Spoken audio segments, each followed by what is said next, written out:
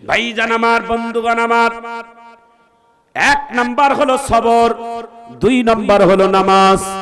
আল্লাহকে পাবার সব থেকে বড় হাতিয়ারের নাম হচ্ছেন সবর, দুই নাম্বার হচ্ছেন নামাজ।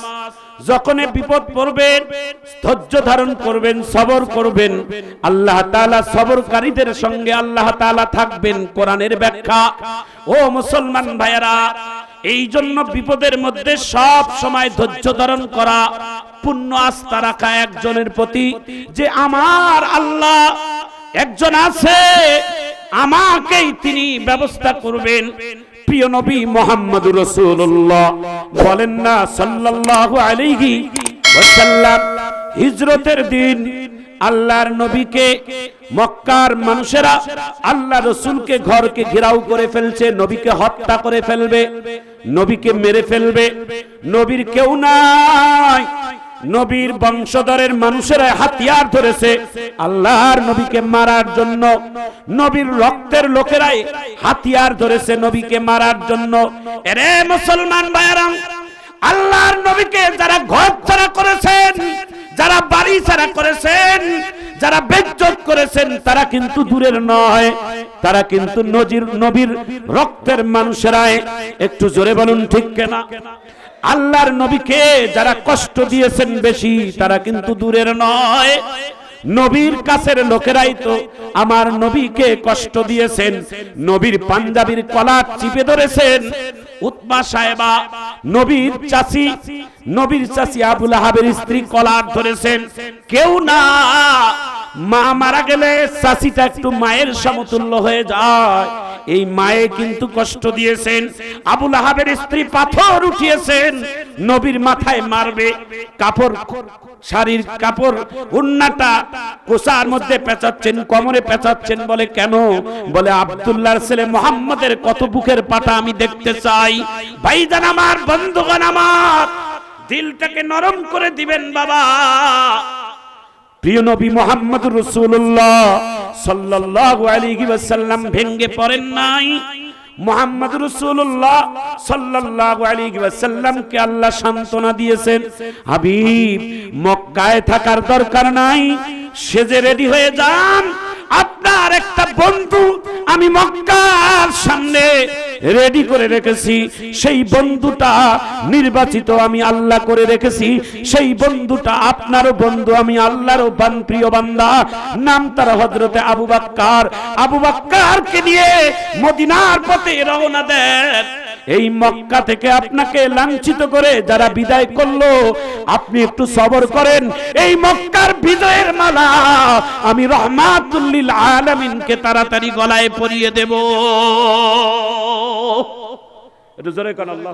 বিজয়ের মালা আল্লাহ পরাই মক্কার মধ্যে এনেছেন অল্প দিনের ভিতরে। একটু চিৎকার দিয়ে জোরে কোন আল্লাহু আকবার, জোরে বলেন। মক্কা থেকে যেই দিন নবীজি মদিনায় যায়, নবীর সবথেকে দুঃখের দিন হলো দুটি। দুঃখের দিন আল্লাহ রাসূলের সবথেকে বড় দুটি ছিল। একটা হলো তায়েফের দিন, নবীকে রক্ত ঝরাইছেন তায়েফের যুবকেরা, এটা একটা দুঃখের দিন। আর একটা মক্কা থেকে মদিনায় হিজরতের দিন। মক্কা থেকে মদিনায় যাওয়ার সময় নবীর সবথেকে কষ্ট ছিল কোনটা জানেন? কাবা শরীফকে রেখে যাওয়া, বাইতুল্লাহকে রেখে যাওয়া। বারবার আমার নবী পিছনে ঘুরে ঘুরে বাইতুল্লাহর দিকে তাকায়, চোখের পানি ফেলে বুকটা ভেসে যায় আর বলছে, রে বাইতুল্লাহ, আমার আর সুযোগ হলো না তোর ঘরের কাছে থাকা, আমার আর সুযোগ হলো না তোর ঘরে মুসা, তবে আল্লাহ যদি তৌফিক দেয় তোর ঘরে মন ভরে আমি খেদমত করব। জোরে বলেন আমি, জোরে বলেন আমি। যেই বাইতুল্লাহ থেকে আমার নবীকে বিতাড়িত করেছে, ওই বাইতুল্লাহকে বিজয়ের মালা দিয়ে আল্লাহ তাআলা তাকে গ্রহণ করাইছে। জোরে বলেন ঠিক কিনা? আমি কোরআনের একটা আয়াত পড়ব, দেখি কত জোরে আপনারা আল্লাহু আকবার বলেন। ইনশাআল্লাহ বলেন। ওয়া মাকারু ওয়া মাকারাল্লাহ,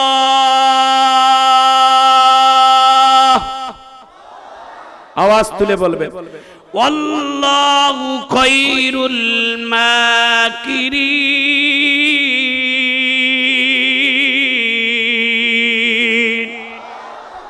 নদীরে কুল ভাঙে ও কুল গড়ে, নদীরে কুল ভাঙে ও কুল গড়ে, এই তো নদীর খেলা, সকাল বেলার ধনী রে তুই ফকির সন্ধ্যা বেলা। একটু মারহাবা কর। ইসলামের জন্য, কোরআনের জন্য কারা কারা জোরে একটা তাকবীরের আওয়াজ দিতে পারবেন? দেখি সবাই জোরে দেন। আমার আলোচনা শেষ হওয়া মাত্র আমাদের প্রধান মেহমান আসবেন, সবাই জোরে সরে একটা আওয়াজ তুলে তাকবীরের আওয়াজ দিবেন। কম্পিত যেই জমিনে বসে আছেন, একটি ঘটনাটা শুনাই দেই। যেই মহারাজা মাঠে বসে আছে, এই মহারাজা মাঠ তো আমাদের দিনাজপুরের ঐতিহাসিক একটা স্মৃতি আছে, আছে না নাই? এখানে 1971 সালে, ছেলেরা শোনো আমার দিকে তাকাও। আরে কি ওই দিকে তাকাও? হাফিজুর সাহেব তো এখানে এসে লম্বা 1 ঘন্টা বয়ান করবে, তখন কত দিকে থাকবা? দেখে থাকি। মারহাবা কর। আমরাও দিনাজপুরের হাফিজুর।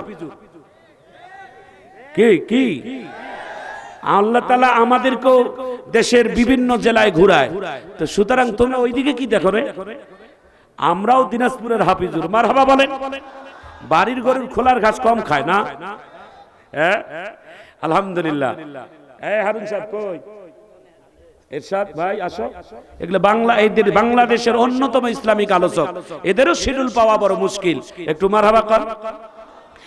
এই ছেলেরা শোনো, এই ছোট্ট ছোট্ট বাচ্চারা শোনো, তোমরা এই জায়গার ইতিহাস জানো না? যেই মহারাজা স্কুল মাঠে তোমরা বসে আছো, এই মহারাজা স্কুল মাঠে 1971 সালে পাক হানাদারের গোষ্ঠীরা এখানে এমন মাইনার বোমা পুঁতে রাখছিল, যেখানে বোমা বিস্ফোরণের পরে অসংখ্য দেশের সৈনিকেরা মৃত্যুবরণ করেছে, যাদের কবর এখানে আছে।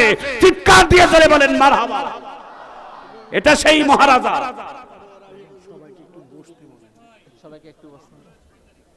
হ্যাঁ, 72-এর 6 তারিখ আমার খোকা ভাই বললো মারহাবা কর।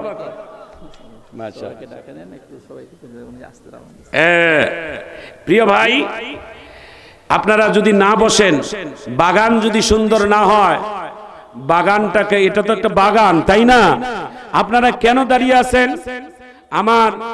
আমাদের এই পরিচালক চেয়ারম্যান মহোদয়ের পক্ষ থেকে অনুরোধ করলেন, আমাদের খোকা ভাই এলাকার একজন সুনামধন্য ভাই, যুবকদের আইডল, তিনিও অনুরোধ করেছেন আপনারা সবার কি পা হাত ধরবো ভাইয়া? ভাইয়া আপনাদের পা চিপে ধরলে কি খুশি হবেন? যদি মন চায় বসেন, খুশি হব, আল্লাহ খুশি হবেন, আমিন বলেন। আপনাদের যাদের জায়গাগুলো আছে ভাই, আপনাদের কিছু দায়িত্বশীল ভাইয়েরা একটু সালাম টালাম দিয়ে একটু দেন না, পিছন দিক থেকে একটা মার ধাক্কা, তাহলে এমনি প্যান্ডেলে জড়িয়ে যাবে। যদি না বসে, তাহলে এই প্যান্ডেলের ভিতরে মার ধাক্কা পড়ে যাবে ইনশাআল্লাহ। যদি ধাক্কা না খেতে চাস তাড়াতাড়ি বস। এই যে বাহিনী গেছে আমাদের, নারায়ে তাকবীর, নারায়ে তাকবীর, আল কোরআনের আলো, মাশাআল্লাহ। এই দিক থেকে ভালো দ্বীন ইসলামের প্রেমিকেরা এখানে বসে আছেন, মারহাবা কর। এখন আর ভুল তাকবীর দেয় না, ঘরে ঘরে জ্বালো। আরে ঘরে কত জ্বালাবেন? ঘরে তো কোরআন শরীফ আছেই বহুদিন থেকে। কয়টা উপকার হয়েছে? সংসদে জ্বালান। হ্যাঁ, জোরে বলুন ঠিক কিনা? আমাদের দেশটা যদি কোরআন দিয়ে আলোকিত পরিচালনা হয়, সর্বপ্রথম এই দেশে একটা আইন চালু হবে। কি জানেন? আইন চালু হবে সর্বপ্রথম বাধ্যতামূলক নামাজ। 5 ওয়াক্ত নামাজের জন্য পড়েন ওয়াজ করি, কত আর বুড়া হব? গলা ফেটে যাচ্ছে আমাদের নামাজ পড়ার কথা কয়ে কয়ে। গত কয়েকদিন আগে আমরা রানী সংকলে প্রায় 10,000-15,000 লোকের সমাগমের নামাজ মাহফিল হলো। ফজরের নামাজের মুসল্লি হয়েছে মাত্র 3 জন। সভাপতি এসে নেই নামাজ, তাহলে কি বুঝেন? মাত্র 3 জন, তার মধ্যে একজন হলো ইমাম, আর একজন মুয়াজ্জিন, আর একজন আমি নিজে ছিলাম। বাকিগুলো গেল কই? এরা তো সবাই ওয়াজের, কোরআনের ভক্ত। এগুলো কি ওয়াজ কাজে লাগবে? নামাজ দরকার আছে না নাই? ইসলাম যেদিন ক্ষমতা আসবে, প্রথম আইন হবে নামাজ। বাধ্যতামূলক নামাজ না পড়লে তার জরিমানা হবে কমপক্ষে 500 টাকা। 500 টাকা দেওয়ার ভয়ে উযু ছাড়া নামাজ পড়বে। কথা কোন ঠিক কিনা?